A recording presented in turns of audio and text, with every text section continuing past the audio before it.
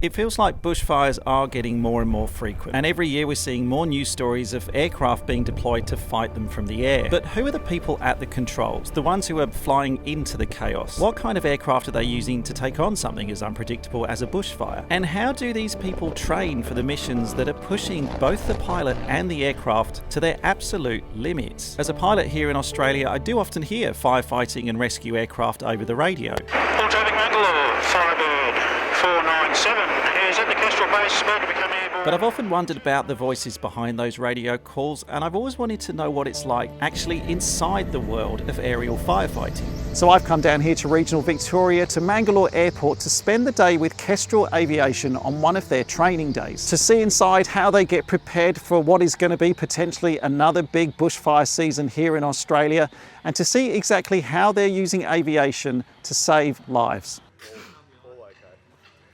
Today, Steph, we're going to get you to jump into our Longranger, and we're going to have two aircraft operating. One that's going to be undertaking some training in relation to our winching activities, and the other aircraft that's going to be undertaking part of its training pilot endorsements for the aerial firefighting aspects of the season.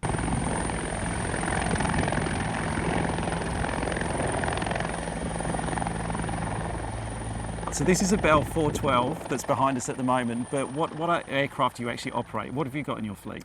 Yeah, so we've got a broad range. So we've got the Bell 206 L3 Longranger, we've got the Bell 407, the Bell 212, the Bell 412, and then we step up into our Type 1 capability, which is the Sikorsky UH-60 Blackhawk, which is is known from its defence capabilities, and the transport category Airbus AS332 L1 Super Puma. It really is our Swiss Army knife of aircraft in that it's got 4.5 hour endurance. It's our night capable aircraft. We have a unique Australian approval to undertake initial attack aerial firefighting at night. Now, with a fleet that big, Justin, do you do all the maintenance yourselves? Do you outsource it? Do you have a team here? I mean, how does it work looking after all these aircraft? Yeah, so the Mangalore base here is a bespoke facility. All of our maintenance is done in-house, bar some very particular requirements.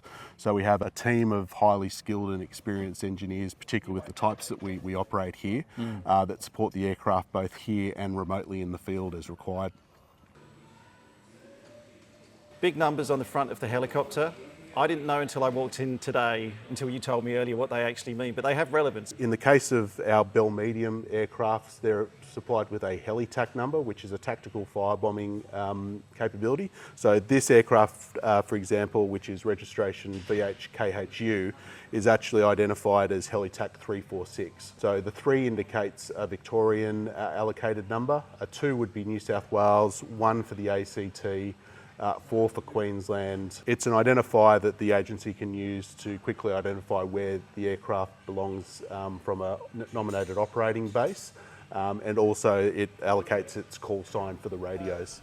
If it feels to you that bushfires are making your local news more often these days, then you're not wrong in thinking that. The Intergovernmental Panel on Climate Change has actually warned in its latest report that Australia faces longer fire seasons and more extreme fire weather in the years ahead. The frequency of these multi-day fires, especially those that continue burning throughout the night, is very likely to increase into the future. Plus, fires are not just burning during the summertime. Of course, we all remember the devastating Palisades wildfire. Well, that began burning in the Santa Monica Mountains of Los Angeles County on January the 7th, the heart of the American wintertime. So we're not just seeing an increase in the number of fire days, but also a shift in how and when these fires burn. And so I wanted to find out exactly how our aviators were being trained to meet this demand. All of our training's done internally, and that's a regulatory requirement as well. So we've got our flight crew members, pilots, we've also got air crewmen and task specialists. So we need to ensure all of those people go into the field correctly trained and proficient and confident to be able to discharge their duties. So there are specific ratings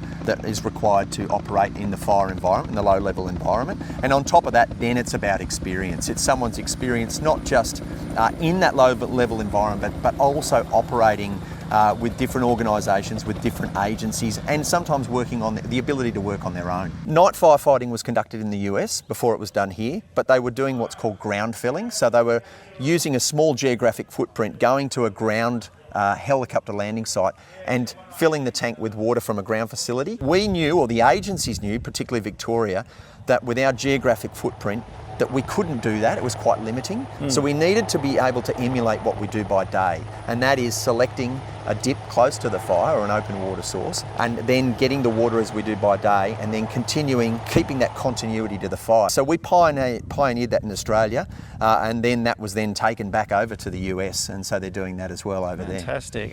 Can I just ask, how far above the water are you when you're hovering, when you're taking water on? Well, Roughly? the snorkel's 9 feet below. 9 feet below the aircraft. It's not increased risk; it's different risk because there's risks operating by day. The biggest risk we have operating by day, it's a hostile environment, turbulence, decreasing or changing visibility, but also it's other aircraft. At night, that risk is removed. It's quite a coordinated activity. It tends to be you with just an air attack supervising overhead. So the risks are different, and we manage those using night vision, and we manage those with a lot more of a procedural type approach to firefighting. Yeah, that's a very diplomatic answer to saying that you have very skilled pilots who work at this organisation, I think. And they're skilled across the board. Again, it's not just central to Kestrel. I mean, anyone who's in the firefighting game, the air ambulance, law enforcement, they're all skilled certainly in that area. Certainly at Kestrel we have some fantastic aviators, particularly in just firefighting, in the way they conduct bucket work and long lining, and the night firefighting. Yeah, absolutely. Yeah. Can I just confirm as well, you're not going to make me go down on the winch? You're not going to winch me outside the aircraft? Because I've seen the guys who do that here, and they're a lot braver than me.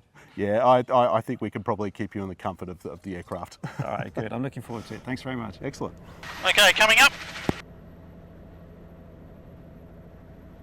And drifting to the left. We'll be departing around the west of Pete's Shed, and to the north, and we'll be doing a teardrop to the west and then overflying to the east. Roger that. Doors secure and checked. Doors secure and checked, and departing. Rolling. Okay, we've got the 212 out the right side. And turning left crosswind.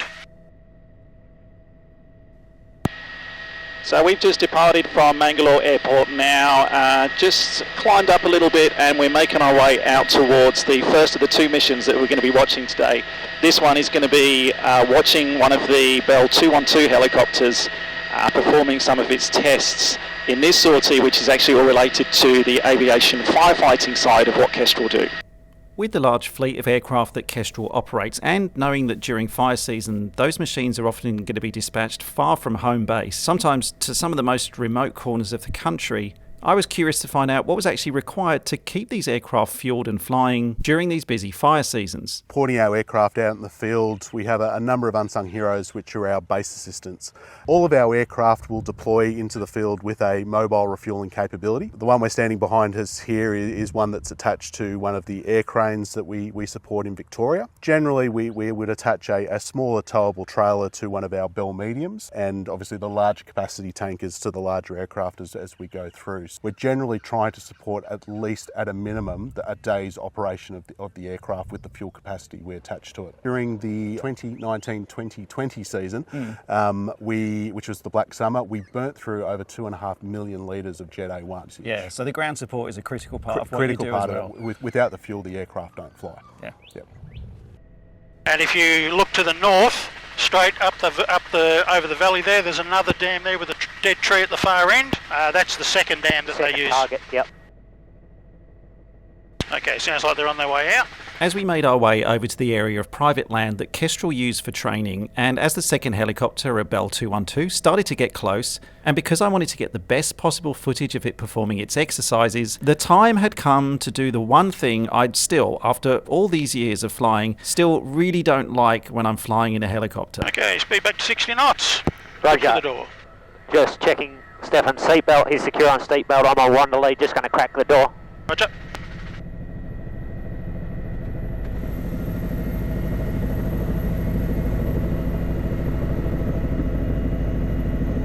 It doesn't matter how many times I sit in a helicopter and someone does that, I do not like it when the door opens first time. You'll know I'm not looking down. And as I hung on to that overhead handle like my life depended on it, which it really didn't, as it was very, very safe indeed, of course, the second helicopter came up alongside us to start practicing its water bombing drills. Roger. Looks like he's lining up to do a run to the west. Bangalore traffic 172 Tango November Mike, join in downwind for runway 36, Bangalore.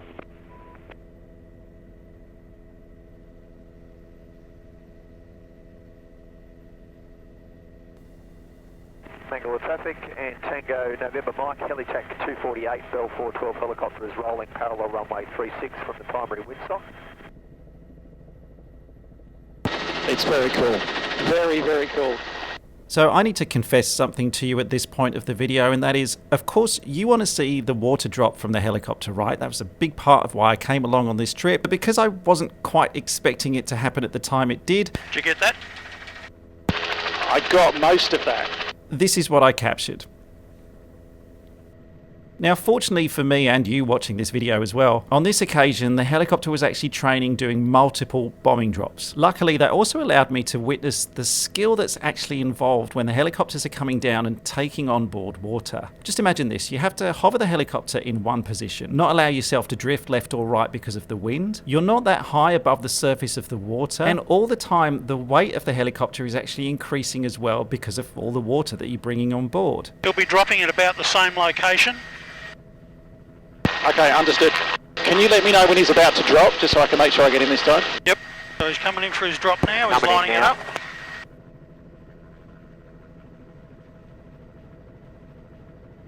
To practice their accuracy, the water bombers were actually using a tree on the ground to aim at. I took this vertical video on my iPhone, which actually shows it a lot better. Again, a real testament to the skills of these pilots, showing just how accurately they can drop their payload. Amazing. That was spot on, thank you. Perfect. 368, we're departing back to Bangalore, cheers. Thanks Dave, that was awesome. And the other helicopter's coming in on our nose. Helitac 368, Helitac 248. We're just to the north of your position, vicinity of the Hume Highway, tracking eastbound for Visual. Plunkets. Yeah, got you sighted. So did that give you what you needed, Steph? Well, first of all, that was awesome to see with my own eyes, but yeah, I got a lot of footage from that as well, so thank you. Yeah, good. If you want to position somewhere else or you want to see something else, just sing out. If we can do it, we'll do it. If we can't, we'll stay where we are. All right, thank you. I'll sing out if I need to, but you've given me a couple of different angles there already, and I've got footage on iPhone and on camera, so yeah, I'm very happy. Thank you. Perfect. If you can do a flyover of my house, that would be cool. That would impress the family. I probably don't have the fuel for that, mate. Sorry. Understood. 497, 248, we're just, might have missed your call, but we're just going to operate at the large rock ball feature for the next 10 minutes. Yeah, got you sighted. You're on the nose. You're about 2 miles on my nose. As the water bombing 212 then made its way back to home base, we repositioned ourselves to another Kestrel helicopter, which was performing some winching exercises. This involved hovering quite close to a cliff face, as you can see here, and practicing winching to simulate a rescue, for example, of a stranded hiker or someone who may have fallen during a climbing incident. 248, we're going in for the winch sequences now. Roger, copy that. Once you're positioned, we'll come round on your western side. As part of the training, the winching helicopter was also practicing picking up items from the ground. A weighted lifebuoy, which you can see here, was actually thrown out of the helicopter and then picked up using the winch. Yeah, perfect, Dave. Thank you. Those were two good angles again. Yeah, really good. Sorry, I'm smiling too much. Honestly, this is so cool to see it up close like this. I can imagine it's your job, but also it's still cool, right? That's why we wear sunglasses. Eyeing on your recording, aren't you? Always recording, Dave. Always recording. And the other thing to remember, it's nice and cool at the moment, whereas, you know, we can be doing fire winching on a 40+ degree day, where we can put in one person, and we might have to be 70 feet above the ground, and we might be winching into a gully, so there's 250 feet of winch cable. Hot temperatures, we can winch one person, and then we'll have to go and do a fly to cool the sea box down because it gets too hot in the hover, and there's a lot of constraints on a hot summer's day. After we watched the last winching demonstration, we then closed the helicopter door. I should have brought gloves, though. I can tell you're the professional. You're wearing gloves and I'm not. I can't feel my left hand now. We then made our way back to Mangalore Airport with a PC-12 doing some touch and goes underneath us. He's just crossing the piano keys now. Before Dave brought the helicopter in for a landing and we touched down, and it was the end of the training mission for another day here at Kestrel Aviation. And we're on the ground. Not only was today a really cool day of aviation, I mean, don't get me wrong, it was brilliant hanging outside of that helicopter door, filming the other helicopters doing their thing, watching skilled pilots at work. Of course, I really loved it. But it was also incredibly humbling. When people like you and me are fleeing disaster zones, these are the people who are actively starting up their helicopters, getting them into the air and flying into those disaster zones so they can save people like you and me. I'm just really grateful that there are people like that in our aviation community looking out for us. And I'm really humbled to have spent the day with them today.